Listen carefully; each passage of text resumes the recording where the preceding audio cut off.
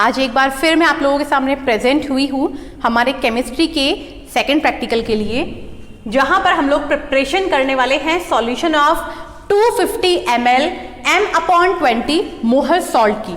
मैंने यहाँ पर आप लोगों के लिए मोहर सॉल्ट का फॉर्मूला लिख कर रख दिया है, जिसको हम लोगों ने यूज़ करना है जब हम लोग मोलर मास को फाइंड आउट करेंगे।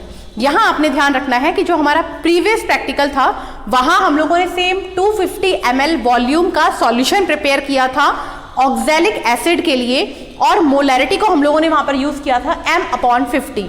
वहाँ मैंने आप लोगों से मेंशन किया था कि मोलैरिटी की वैल्यू कोई भी हो, हमें मोलैरिटी के फॉर्मूले के अंदर बस वेट को फाइंड आउट करना है, यानी कि हर बार प्रोसेस बिल्कुल सेम होने वाला है। डिफरेंस आएगा कि हम लोगों ने कंपोनेंट कौन सा लिया है, नंबर 1, एंड नंबर 2 हम लोग मोलैरिटी कितना लेके चल रहे हैं। तो हम लोग हमारा फर्स्ट स्टेप कंप्लीट करते हैं। स्टार्टिंग करते हैं मोलैरिटी के फॉर्मूले से।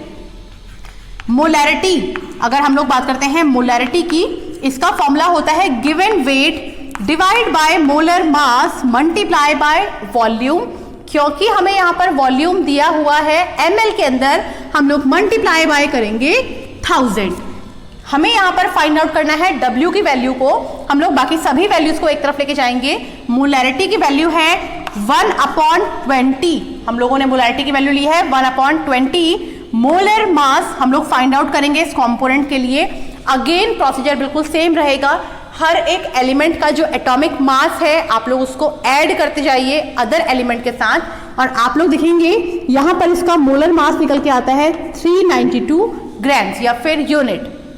अगर हम लोग बात करते हैं मोलर मास की, ये हमें पता है 392 यूनिट्स मल्टीप्लाई बाय वॉल्यूम हमें कितना प्रोवाइड किया है 250, और 1000 क्रॉस मल्टीप्लाई में आ जाएगा नीचे। अगर हम लोग यहाँ से वेट फाइंड आउट करते हैं मोहर सॉल्ट के लिए, तो आप लोग देखेंगे ये हो जाएगा हमारे पास 4.9 ग्राम्स, यानी कि वो गिवन वेट जिसके लिए हमें 250 ml m/20 मोहर सॉल्ट का सॉल्यूशन फॉर्म करना है, वहां हम लोग मोहर सॉल्ट यूज करेंगे 4.9 ग्राम्स। अगेन हम लोग प्रोसीजर को सेम करेंगे। हम लोग वॉश ग्लास को कंप्लीटली ड्राई करेंगे, डिस्टिल वाटर से अच्छे से उसको वॉश करेंगे ताकि कोई आयन उसके अंदर ना रह जाए।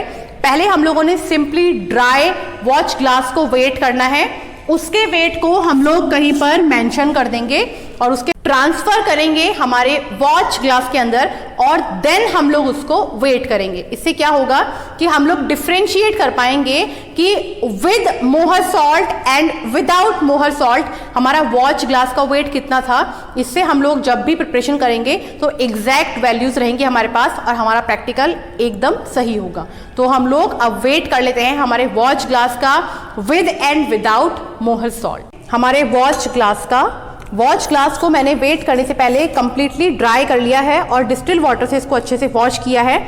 आप लोग देखेंगे इसका वेट आ जाएगा 21.30। हम लोग कहीं नोट कर लेंगे इस वेट को 21.30, और हम लोग को पता है हमारे पास जो कंपोनेंट आने वाला है वो कितना है 4.90। हम लोग इसको सॉल्व कर लेंगे, ये हो जाएगा 931262, यानी कि हमारे पास विद मोहर सॉल्ट जो वेट आना चाहिए वो आना चाहिए 26.20। अब हम लोग स्पैचुला की हेल्प से धीरे धीरे इसके अंदर हमारे कंपोनेंट को ट्रांसफर करेंगे।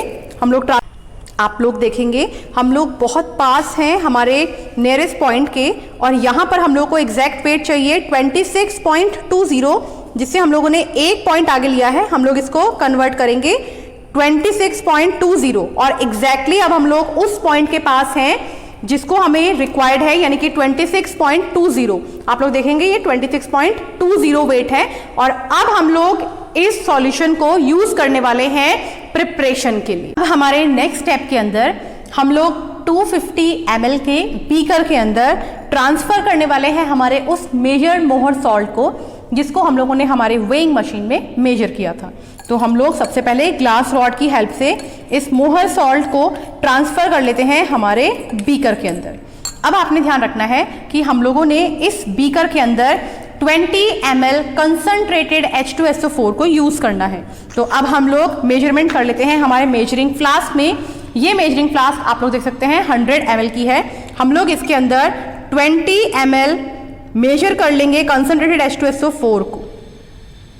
तो हम लोगों ने एग्जैक्ट वैल्यू मेजरमेंट कर लिया है कंसंट्रेटेड H2SO4 का। अब हम लोग इसको साइड में रख देंगे।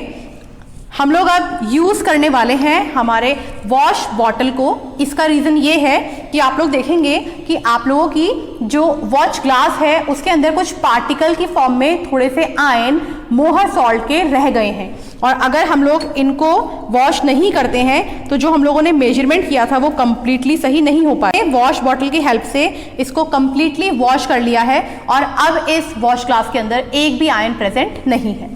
अब हम लोग इसके अंदर मिक्स कर लेंगे स्लोली हमारे कंसंट्रेटेड H2SO4 को। आप लोग देखेंगे कि इस समय पर जब हम लोगों ने डिस्टिल वाटर के अंदर मिक्स किया है मोहर सॉल्ट को, ये कंप्लीटली सॉल्युबल पॉइंट शो नहीं कर रहा है। हम लोग इसमें धीरे धीरे मिक्सिंग करेंगे कंसंट्रेटेड H2SO4 की, और इसको अगेन स्ट्रिंग करते रहेंगे हम लोग हमारे वॉच ग्लास से। तो अब आप लोग देखेंगे जैसे ही हम लोगों ने इसके अंदर मिक्सिंग की है कंसंट्रेटेड H2SO4 की, इसने मिक्सिंग करना स्टार्ट कर दिया है। अब हम लोग कंप्लीट कंसंट्रेटेड H2SO4 को मिक्स कर देंगे हमारे मोहर सॉल्ट सॉल्यूशन के अंदर। क्योंकि हम लोगों को सॉल्यूशन बनाना है 250 ml का, यहाँ पर जितना भी अमाउंट हमारा कम पड़ेगा हमारे फ्लास्क के लिए उतना अमाउंट हम लोग डिस्टिल वाटर यूज़ करेंगे। लोग देखेंगे हमारा मोहर सॉल्ट कंप्लीटली मिक्स हो गया है हमारे डिस्टिल वाटर और कंसंट्रेटेड H2SO4 के साथ। अब हम लोग इस बीकर में बने हुए सॉल्यूशन को शिफ्ट कराएंगे हमारी कॉनिकल फ्लास्क के अंदर। आपने ध्यान रखना है हम लोगों ने 250 ml का वॉल्यूम रखना है, और जितने भी इक्विपमेंट हम लोगों ने यहाँ यूज़ किए हैं उन्हें हम लोगों ने सबसे पहले डिस्टिल वाटर से अच्छे से स्टरलाइज किया है, और फिर उनको ड्राई करने के बाद हम लोग इस प्रैक्टिकल को कंप्लीट कर रहे हैं। तो अगर हम लोग यहाँ पर इस फ्लास्क को फिल करना शुरू करते हैं तो आप देखेंगे कि यहाँ पर बहुत कम अमाउंट हम लोगों ने अभी तक फिल किया है इस कॉनिकल फ्लास्क के अंदर। तो जो बचा हुआ अमाउंट है हम लोग वॉश बॉटल की हेल्प से इस बीकर के चारों तरफ के एरिया के ऊपर वॉश बॉटल से डिस्टिल वाटर को फ्लो करवाएंगे, और बचे हुए आयंस को भी हम लोग मिक्स करवाएंगे हमारे कॉनिकल फ्लास्क के अंदर। अगेन हम लोग लार्ज अमाउंट में डिस्टिल वाटर को यूज़ करेंगे। ये डिस्टिल वाटर है और हम लोग फिल करेंगे उस पॉइंट तक जिस पॉइंट पर आकर के हमारा 250 ml सॉल्यूशन कंप्लीट होगा। आप लोग देखेंगे इसको हम लोगों ने जब फिल किया है तो ये सॉल्यूशन अभी भी कंप्लीटली उस पॉइंट तक नहीं आया है। हमें ये पॉइंट जो ये सर्किल लाइन है, इस सर्किल लाइन तक हमें फिल करना है हमारे सॉल्यूशन को।